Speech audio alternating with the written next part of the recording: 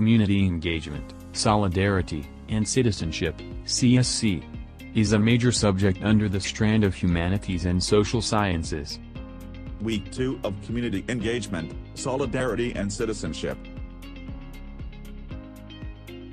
Before we proceed, please don't forget to like, subscribe, and hit the bell button for more updates. For Week 2 of Community Engagement, Solidarity and Citizenship, our learning competency will be coming from the most essential learning competencies or MOOCs of the Department of Education, and this is defined using various perspectives, for example, social sciences, institutions, civil society, and local, or grassroots level. For Week 2 of Community Engagement, Solidarity and Citizenship, our learning objectives are the following. 1. Analyze functions of communities in terms of structures, dynamics, and process, and 2. Compare and contrast typologies of communities.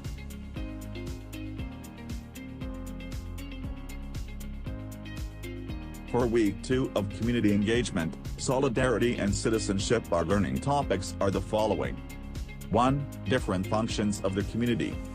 2. Different perspective of community. 3. Structural dimensions of a community. 4. Types of community. Discussion.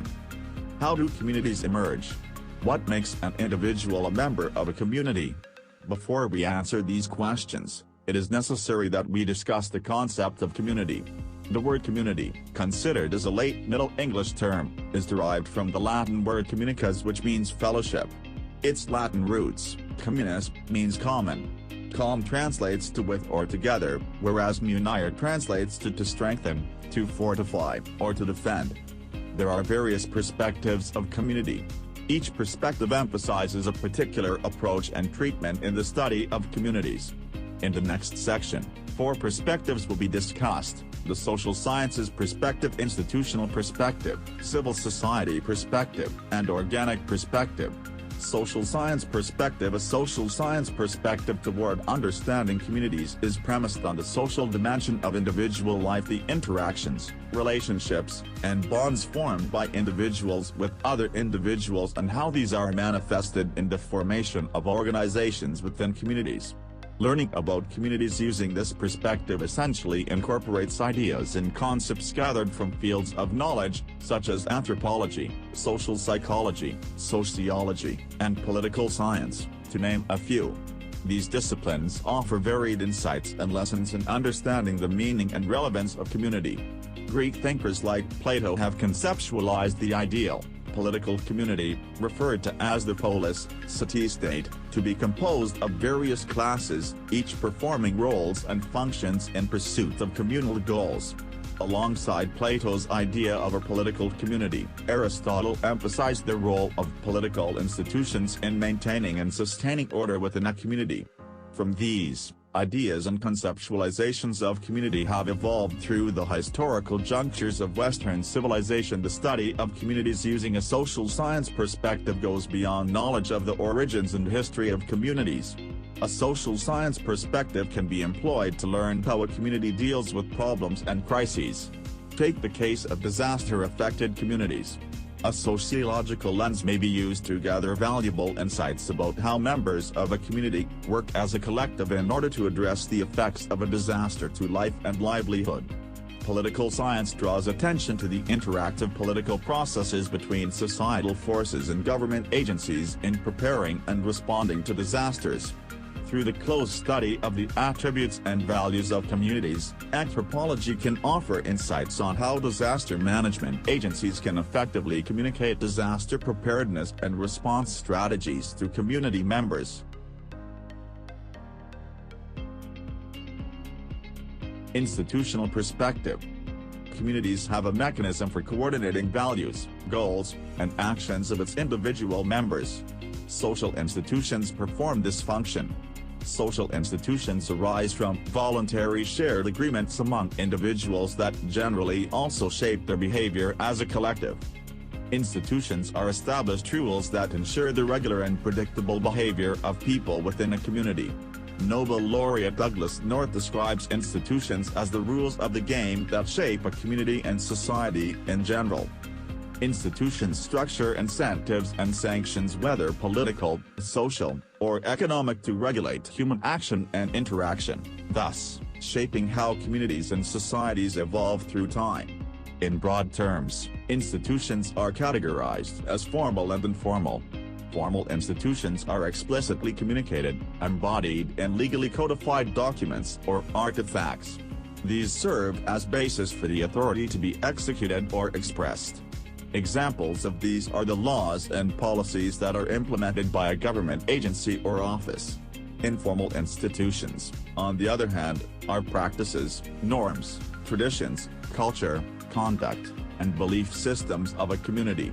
These are not codified or written, but are nonetheless embedded in communities, operating due to the interactive process of preference exchanges and social expectations that occur therein. It is interesting to note that communities are both sources and recipients of institutions. Individuals in a community take part in creating and formulating institutions. These rules, in turn, are applied to them or a subset of their community. This illustrates that despite the potential conflict spurred from individual self-interests, communities are capable of constructing and imagining their identity as a group. Thus, communities are also capable of framing their goals and aspirations despite the diversity of their members. Since institutions regulate the behavior of community members, having institutions also implies that, as a collective, a community has a notion of what is normative. This refers to the ideal standards, models, or conduct that is based on what is collectively considered appropriate or proper. In this context, normative pertains to set ideals, goals, and objectives aligned with community standards. Civil society perspective. The term civil society conventionally refers to a political community of organized groups operating within the authoritative parameters of the state. From the view of politics, it is distinguished from the state to broadly refer to organizations that are private, autonomous from the government, and which are in pursuit of advocacies, causes, and goals.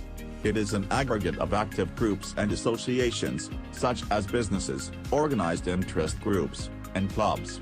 Civil society has also been referred to as the third sector, distinct from the state, government, and the market, business. Non-government organizations, NGOs, and people's organizations, POs, are common examples of civil society organizations. These organizations actively pursue political and social development goals through a variety of actions and strategies. A fundamental characteristic of these organizations is the voluntary nature of its membership, with emphasis on citizen participation. In most cases, the goals and strategies of NGOs and POs complement with those of the state. NGOs and POs are presumed to work in partnership with the state in a cooperative mode to address societal problems in the areas of environmental protection, social welfare, the promotion of human rights and civil liberties, and local development, among others. Organic perspective. An organic perspective of community refers to local or grassroots groups within a particular locale that are driven and organized because of community issues and concerns. They are referred to as grassroots because of their local and capacity-building characteristics. It is generally conceptualized as the formation of neighborhood organizations, rural or urban, convened to pursue local development goals or address particular issues, such as crime prevention, environmental protection, or waste management. This is implemented through building and bolstering community capacities, such as skills in resource management and development. Grassroots communities are able to strengthen their sense of community as they work together in pursuing an identified core goal. Important and urgent problems that require community responses and solutions also occur due to structural factors. If one takes this view, problems, such as crime incidents, poor disaster response, ineffective waste management, and the like, are seen as symptoms of broader issues that affect communities. For example, lowering the incidence of petty crimes may be accomplished by organizing citizen patrol groups and installing security features in the community. But to truly address the problem, it is important to identify the root of the problem. If what causes the problem is poverty, for example, then communities may respond by implementing livelihood programs and other activities to stimulate the local economy, thereby providing its people livelihood and less reason to commit crimes. Structural dimensions of a community. To understand a community, we should examine its structure and dynamics. By structure, we refer to the attributes and characteristics of the relations of the component parts of a community. An examination of the dynamics of a community requires a look into the exchanges, interactions, and changes of a community across time. Learning about its different dimensions and how these interact allows us to depart from a static view of communities toward one that will help us explain how communities change and develop. There are 4 structural dimensions that lend insight in understanding the dynamics and development of a community: geographic, socio-political, economic, and cultural. Geographic dimension. The geographic dimension in a community focuses on how a community is shaped by the physical space it uses and the location of its resources, human, natural, and technological. Each community has a specific and unique geographic system where interaction between and among its inhabitants occur. Institutions regulate these spaces as legal jurisdictions. Goods and information also circulate within geographic systems. It also has a political administrative character, since geographic systems are characterized by zones and boundaries that are either natural or defined by the rules of the community. An examination of a community's geographic system would typically start by looking at the scope and limits of its territory, distribution of its population, and the location of its resources. Socio-political dimension. Socio-political dimension refers to the relationships of power and control between individuals and groups in a community. Political leadership, whether formal or informal, and how it is accepted and sustained by community members are important factors that help analyze the quality and processes of decision-making in the community. Accountability, legitimacy, and participation are critical issues related to political leadership. Knowing the socio-political system of communities also helps in characterizing the relationship between stratified groups and the extent of their dominance or marginalization. Economic dimension. Economic dimension refers to the means by which members of a community allocate, produce, and distribute scarce resources to address their wants and needs. It is the aspect of community that is concerned with how exchange value is created and what systems of exchange occur within a community. Cultural dimension. In its broadest sense, culture refers to the people's way of life.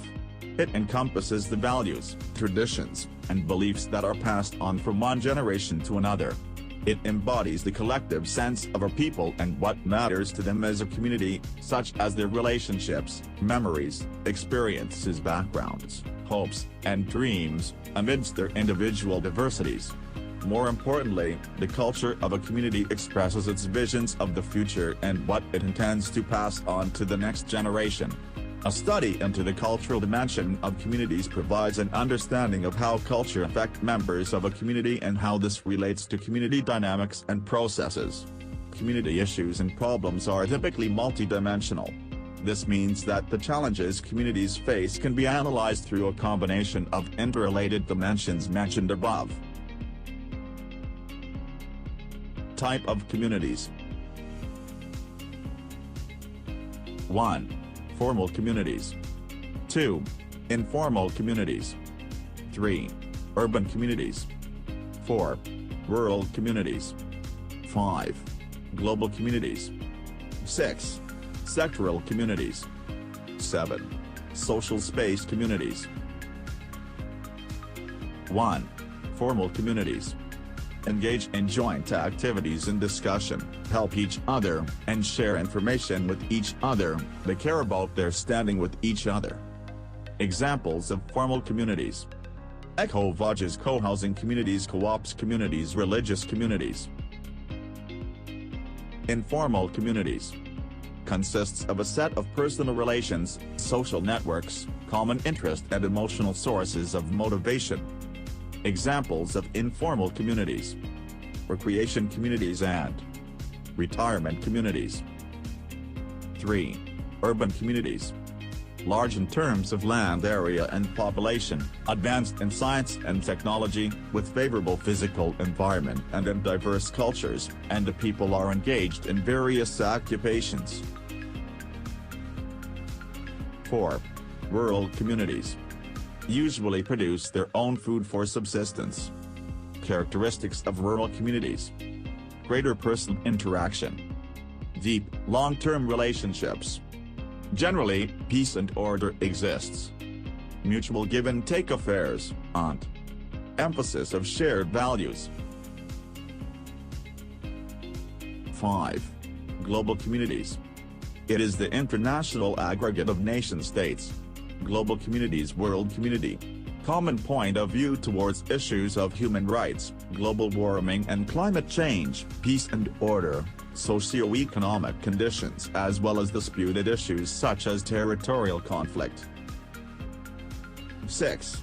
Electoral communities. Include the voluntary sector or non-profit sector. Sectoral communities is more on voluntary, non-profit and non-governmental. Also called third sector, in contrast to public and private sector, NGOs or non-governmental organizations. 7. Social space communities. Based on social spaces. Social space communities. A social space is a physical or virtual space. Physical space is an example of social center, gathering place, town squares, parks, pubs, shopping malls. Thank you for watching. I hope that you learned from this session of community engagement, solidarity and citizenship. Please don't forget to like, subscribe, and hit the bell button for more updates.